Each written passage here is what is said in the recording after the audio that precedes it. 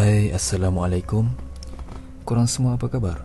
Aku di sini mendoakan agar korang semua sihat selalu dan dijauhi dari wabak COVID-19, insya-Allah.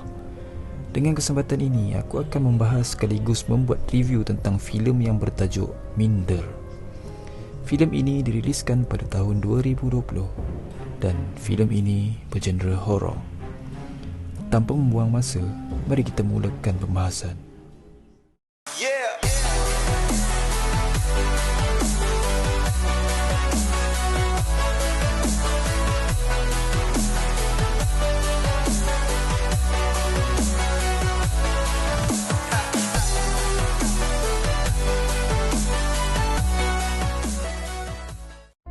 Saat filem dimulakan, kita akan langsung dilihatkan kepada seorang wanita yang sedang terbaring di tengah jalan. Tidak jelas apa puncanya, namun secara kebetulan terlihat sebuah kereta yang dipandu oleh seorang lelaki melalui jalan tersebut. Berita baiknya, lelaki itu berhenti dan cuba memberikan bantuan kepada wanita itu. Dan berita buruknya, korang akan tahu sendiri nanti. Kemudian, tanpa bercakap banyak, wanita itu pun mula menerima pertolongan dari lelaki itu dan mereka pun mula bergerak. Setelah perjalanan yang panjang, malam pun mengunjung tiba. Mereka berdua secara tidak langsung melalui jalan yang panjang dan sunyi tanpa dilalui mana-mana kenderaan yang lain. Dan di dalam suasana yang sunyi inilah mereka pun mula berbicara di antara satu sama lain. Mereka pun mula memperkenalkan diri masing-masing. Mamat itu bernama Adam dan Minah itu bernama Lisa. Tidak lama kemudian, setelah bosan bersembang, Lisa pun mula menyalakan radio. Dan di dalam radio itu menyiarkan berita bahawa terjadinya pembunuhan terhadap dua orang wanita. Ciri-ciri pembunuh itu memiliki tatu salib di tangan kanan. Alamak. Dan di saat inilah Lisa mula menyedari bahawa Adam adalah seorang pembunuh. Dan dalam keadaan yang cemas dan sedikit janggal, Adam dengan secara tiba-tiba memberhentikan kereta secara mengejut. Dan tidak lama kemudian setelah kejadian itu, di sisi lain, Lisa yang dalam keadaan pingsan mula tersedar. Tetapi malangnya bagi Lisa kali ini, bukanlah dia terbaring di jalan raya lagi, melainkan dia menyedari bahawa dirinya sedang berada di dalam kurungan, seperti terowong yang dilapisi besi-besi konkrit yang tebal. Malang nasib Lisa. Kemudiannya, dengan semangat yang penuh jitu, Lisa cuba sedaya upaya dengan menyiku lapisan besi konkrit itu. Ternyata itu hanyalah sia-sia sudah tiba. Dan di saat ini pula, secara tiba-tiba, salah satu pintu di terowong musibat itu pun mula terbuka. Ini seolah memberi 1001 pengharapan bagi Lisa untuk keluar dari tempat yang mencurigakan itu.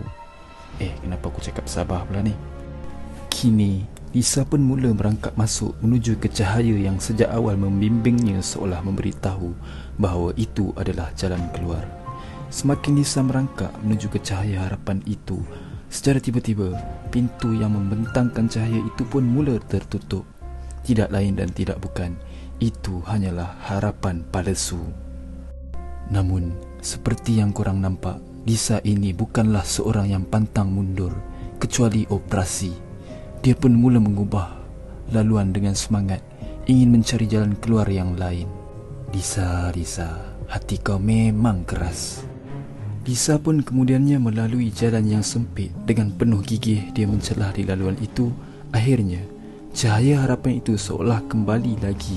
Kali ini, Lisa menjumpai lorong yang lebih besar dan selesa untuk dia melalui liku-liku hidup di lorong itu. Juga tampak berwarna-warni di Aidilfitri tiba.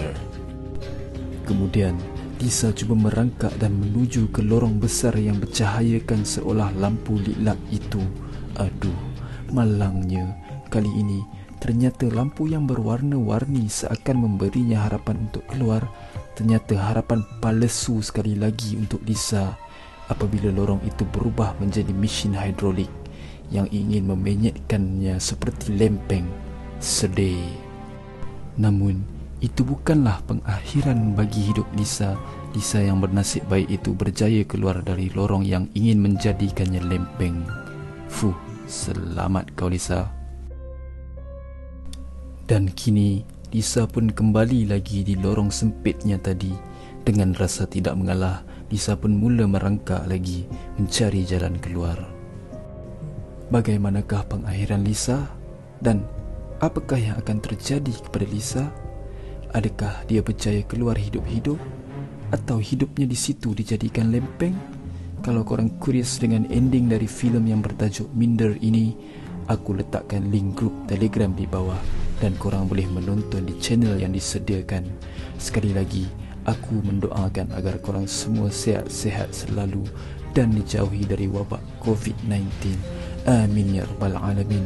Kita jumpa lagi di lain hari. Gerak lu, Papa Roger. Assalamualaikum.